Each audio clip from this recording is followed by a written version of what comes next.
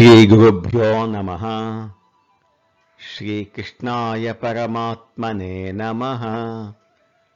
భగవద్గీత కర్మయోగంలో ఈరోజు మనం 40వ శ్లోకం తెలుసుకుందాము.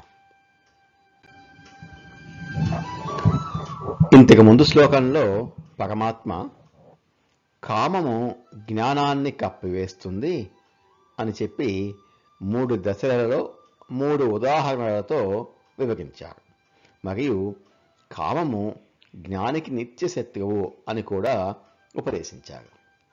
మరి జ్ఞానాన్ని కప్పివేసి లోకానికి అంతటికీ శత్రువైన కామము యొక్క స్థావరము ఏమిటి? శత్రువు యొక్క స్థావరం తెలిస్తే శత్రువుని నిర్మూలించడం సులభం కనుక ఈ శ్లోకంలో శత్రువైన కామము యొక్క స్థావరాలను వివరిస్తున్నారు. 40వ శ్లోకం.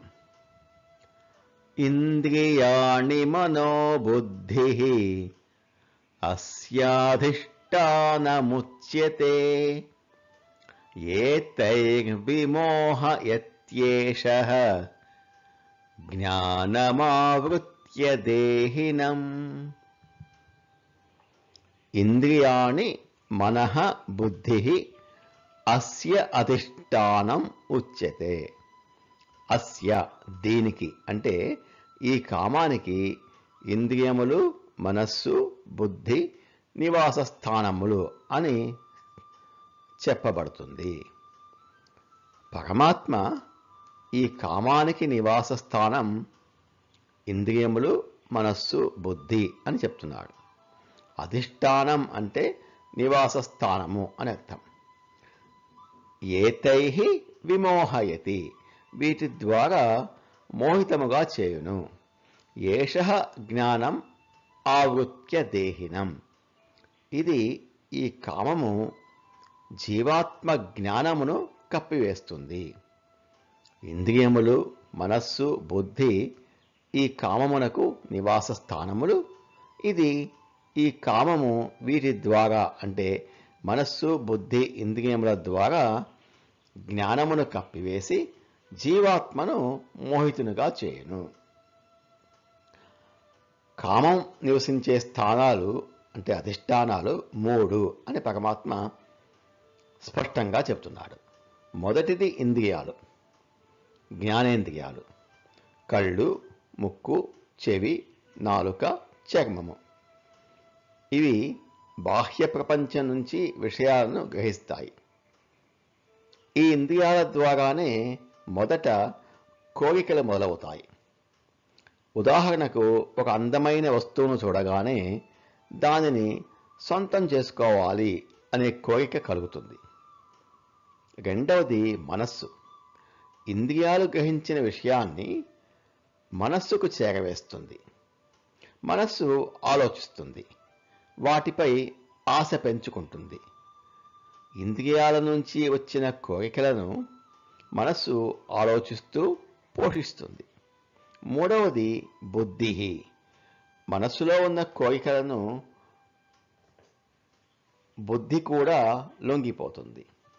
సాధారణంగా బుద్ధి వివేకంతో పనిచేసి సరైన నిర్ణయాలు తీసుకోవాలి. కానీ కామంతో ప్రభావితమైనప్పుడు బుద్ధి కూడా కోరికల వైపు మొగ్గు చూపుతుంది. సరైనదా కాదా అనే వివేచించే శక్తిని కోల్పోతుంది.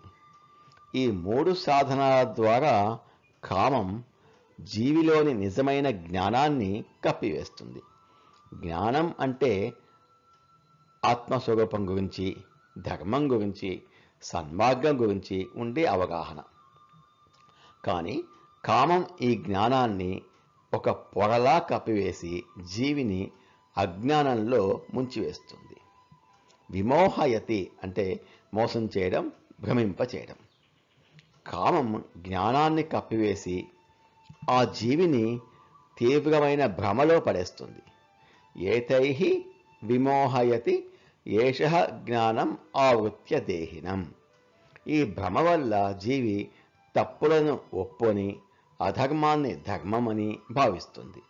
అలా తప్పుడు పనులను, పాపపు పనులను ప్రేరేపించబడి చివరికి దుఃఖం, కష్టాలను అనుభవిస్తుంది. ఈ ఇంద్రియములు, మనస్సు, బుద్ధి అనేవి తమంత తామే చెడ్డవి కావు. అవి మనకు భగవత్ప్రాప్తికి సహకరించడానికి ప్రసాదింపబడ్డాయి. కానీ మనమే కామానికి వాటిపై ముట్టడి చేసి వశపరుచుకునే అనుమతిని ఇచ్చాం. అవే ఇంద్రియ మనోబుద్ధులను మన ఉద్ధరణ కోసం వినియోగించుకోవాలి. ఎలా అయితే సెల్ ఫోన్లను మన వినాశనానికి, అలాగే మన ఉన్నతి కొరకు ఉపయోగించుకోవచ్చో, అలాగా ఇంద్రియ మనోబుద్ధులను కూడా మన వినాశనానికి, మన ఆధ్యాత్మిక ఉన్నతికి ఉపయోగించుకోవచ్చును. ఎలా ఉపయోగించుకోవాలో మన చేతిలో ఉంటుంది. మానవుని పతనానికి కారణమైన కామము అనే శత్రువు ఎక్కడ దాగి ఉంటుందో తెలిసింది కాబట్టి ఈ శత్రువును జయించడానికి ముందుగా ఇంద్రియాలను విషయాల మీదకి పోకుండా నిరోధించాలి. ఇంద్రియాలను వాటి విషయముల మీదకి పోకుండా నియంత్రించగలిగితే కామానికి ఉండడానికి స్థావరం లేక బలహీనపడుతుంది. ఇంద్రియాణి మనోబుద్ధి అస్యాధిష్టానముచ్యతే ఏతైర్విమోహయత్యేషః జ్ఞానమావృత్య దేహినం. ఇంద్రియములు, మనస్సు, బుద్ధి ఈ కామమునకు నివాస స్థానములు. ఇది ఈ కామము వీటి ద్వారా, అంటే మనస్సు, బుద్ధి, ఇంద్రియముల ద్వారా జ్ఞానమును కప్పివేసి జీవాత్మను మోహితునిగా చేయును అని ఉపదేశిస్తున్నారు శ్రీకృష్ణ పరమాత్మ. తర్వాత శ్లోకాలలో ఈ కామాన్ని ఎలా జయించాలో పరమాత్మ వివరించబోతున్నాడు. నమో భగవతే వాసుదేవాయ. ఏతత్ఫలం శ్రీకృష్ణార్పణమస్తు. స్వస్తి.